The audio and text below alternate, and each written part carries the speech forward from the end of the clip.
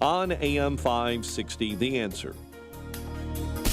Now, from the Signature Bank Studios. If you're looking for the latest news, insight into what it means, and the sharpest opinion, there's only one station in Chicago where you can turn, and it's this one. We're AM 560, The Answer. Top of the morning, Dan and Amy. The fight to kill die, diversity, inclusion, equity on college campuses and K-12 school systems and corporate America, everywhere. It's uneven in terms of the progress that's being made against this pernicious form of identity politics that's masqueraded as some sort of hefty intellectual theory. It's not. Just counting by race and other identity characteristics. It's not particularly robust. University of Florida recently minted university president there, Ben Sasse, former senator from Nebraska. They got rid of the DIE infrastructure altogether. They're just zeroing it out. Right, just done with it. That's good. That's a start. North Carolina just announced the new dean of their new school, the School on Civic Life, and he is a classicist and philosopher by training. That seems like there was enough interest from trustees and donors to maintain some interest in Western civilization at University of North Carolina, so that's good news. The DIE director at Johns Hopkins University's medical school, who we talked about a few weeks back when her privilege hit list surfaced. Her name is Dr. Sharita Hill Golden, and she's a medical doctor.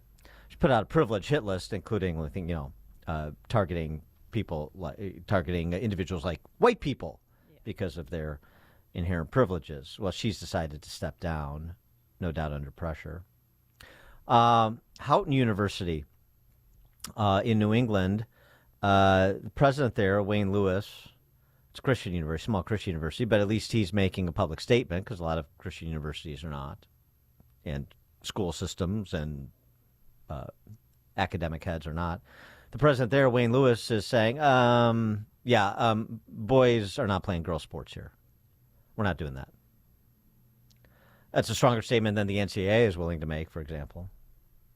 But on the flip side, don't get too excited. University of Virginia, they spend $20 million annually on their DIE staff. The Senior Associate Dean and Global Chief Diversity Officer. Fit that on a business card, huh? No, well, you can afford to because his base pay is $451,000. Oh. When you burden it with the benefits, it's almost $600,000.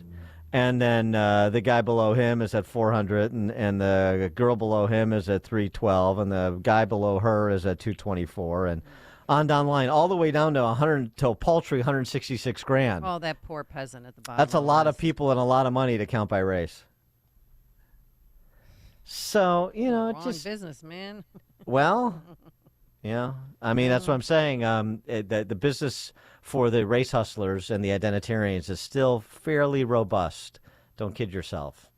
We, as I've said many times, we let things go so far off the rails, it's going to take a while, and it will be painstaking to get them back on the rails everywhere. Some are more approaching this with more alacrity than others, say in Gainesville, as compared to, I don't know, Champaign. For more on this, we're pleased to be joined by our friend Mark Perry. Mark Perry is a professor emeritus, University of Michigan, in economics and finance. He's also the Carpe Diem blogger for the American Enterprise Institute, and he's also a one-man gang when it comes to exposing and filing complaints against K-12 school districts as well as universities that are taxpayer funded and in violation of federal anti-discrimination laws. So let's get a little bit of update about what he's been up to. Mark Perry, thanks for joining us again. Appreciate it. Yeah. Hi, Dan. Hi, Amy. Glad to be on again.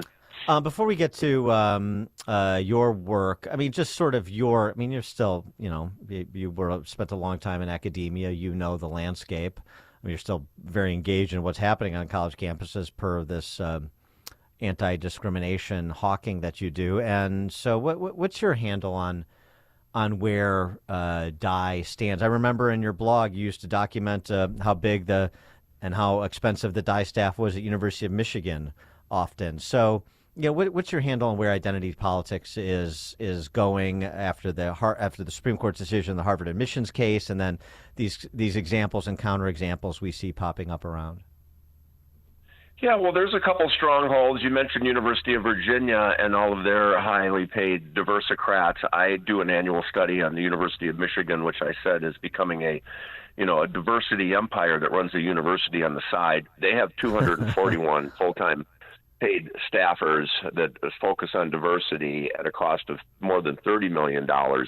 And then when you factor in some unfilled positions and some positions that are being advertised and different committees, I can estimate that the number of people focused on DEI or DIE, as we like to say at University of Michigan, is about 700 staff members, and they have these 5-year diversity plans. They're just introducing diversity 2.0, so it's kind of like the Soviet Union or China when they have these 5-year plans for an ideal communist society. They're doing these 5-year plans for an ideal diverse university, I guess.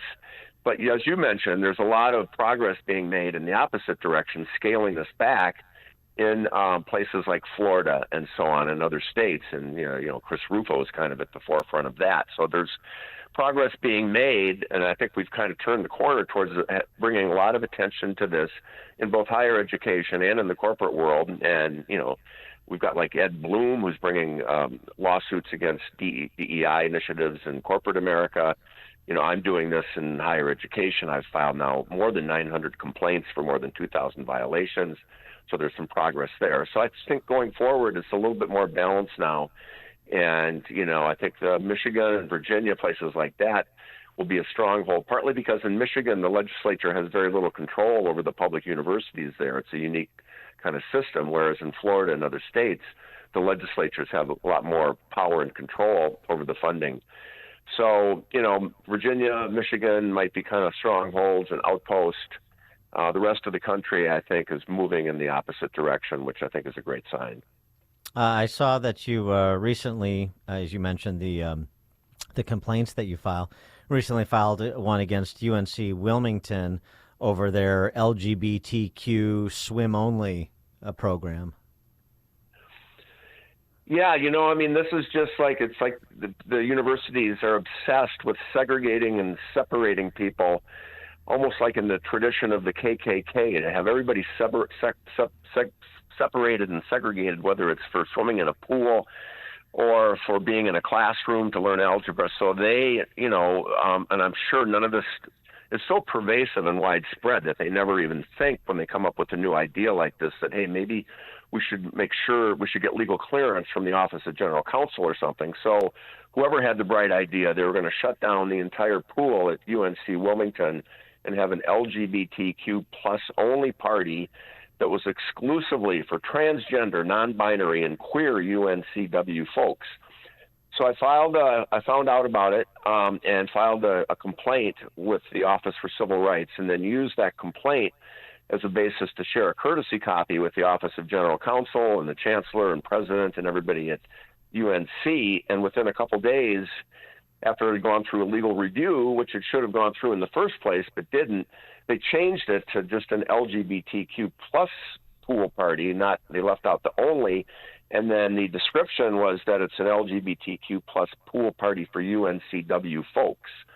So this happens all the time, and that's another strategy I use, is get the complaint filed with the Office for Civil Rights, use that as a way to get the attention of the university lawyers, who are usually not very sympathetic about breaking federal civil rights laws.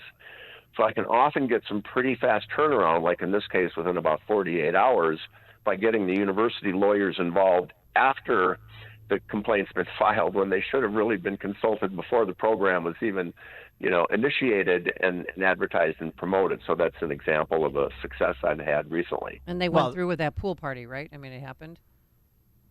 Yeah, they did have the pool party last Wednesday from like 5 to 6:30 or something. Did I attend? I'm just kidding. Too soon. But then now that question. Yeah, but now there's an issue in at Mundelein High School. Can you tell us what's going on there?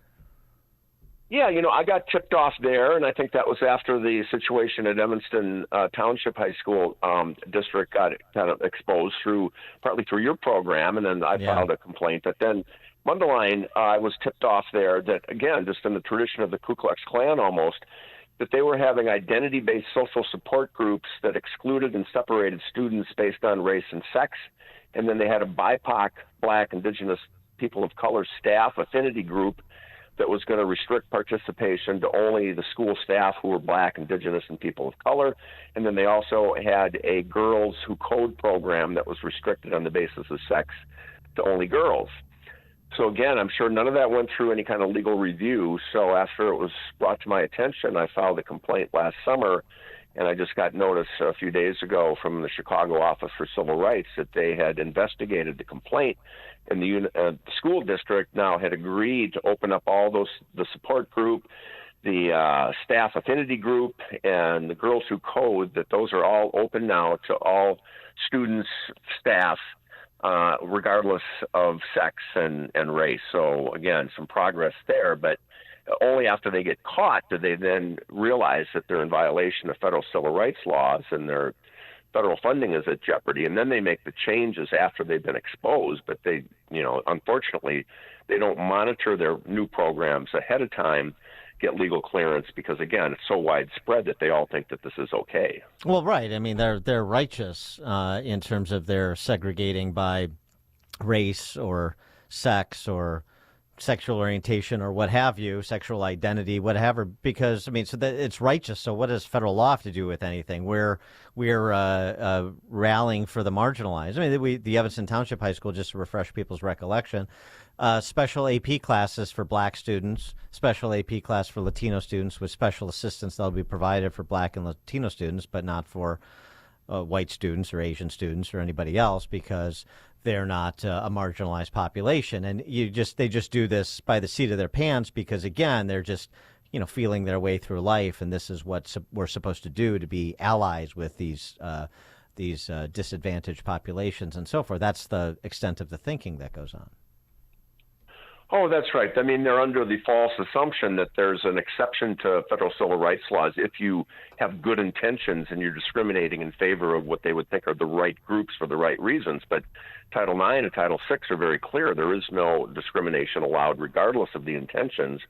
And so Evanston Township, again, you would have to think of, well, would the Ku Klux Klan approve of their original course design? And the answer would be yes, that because they had separate sections for Black students, separate sections for Latinx students, and then I guess the white students would be in the other sections. So again, they thought that was a good idea, complete violation of federal civil rights law. They got caught, and so now they've revised their eligibility in kind of a sneaky and disingenuous way, because they realize they can't say this course is restricted to students who identify as Black. So now they're saying this course this is a calculus class, so they're learning college calculus, and the course is going to emphasize examples that some individuals in the Black community identify as shared experiences when they're learning about logarithms and trigonometry and exponential functions and so on. I'm not even quite sure what shared experiences in the Black community would mean here. Well, of course, they're going to harm the people that they're trying to help because they're so upside down intellectually. But I mean, and I just want to make this clear, too. This is nothing against free association, people getting together voluntarily, private institutions. This is about state-sponsored, financed, separate but equal. And that's the problem. Well, yeah, and that's how Title IX and Title VI are written, that if you're a recipient of federal funds from the Department of Education, then you have to actively enforce Title IX's prohibition of discrimination on the basis of sex and Title VI's prohibition for discrimination on the basis of race, color, or national origin. So you accept that money, then you're under a legal obligation to actively enforce federal civil rights laws, but they take the money and then they violate the federal civil rights laws. That's the problem. That's my motivation to file 926 complaints against these universities and K-12 schools that violate their legal obligation and responsibility to enforce federal civil rights laws. Enforcement of the federal law. It's such an antiquated concept. Mark Perry, Emeritus Professor of Economics and Finance, University of Michigan, Carpe Diem blogger for the American Enterprise Institute. Mark, thank you as always. Yeah, thanks, Dan. Thanks, Amy. Thank you. Have a great day. And he joined us on our turnkey.pro answer line. Listen to Dan and Amy on your smartphone. Download the AM 560 mobile app today at 560theanswer.com/mobile. The following is a paid political announcement. Hi, I'm Susan Hathaway Altman, a conservative leader running for Congress in the 11th District. I have the heart to fight for you and an America where citizens are first and individual rights and freedoms are upheld. My common sense, practical approach comes from 30 years as a prominent corporate business leader. And as a catalyst for Congress to work together, I'll tackle inflation, border crisis, safety issues, academic excellence, and more. Go to SusanForCongress.com. Early voting open now. I'm Susan Hathaway Altman, and I approve this message. Paid for by the Susan for Congress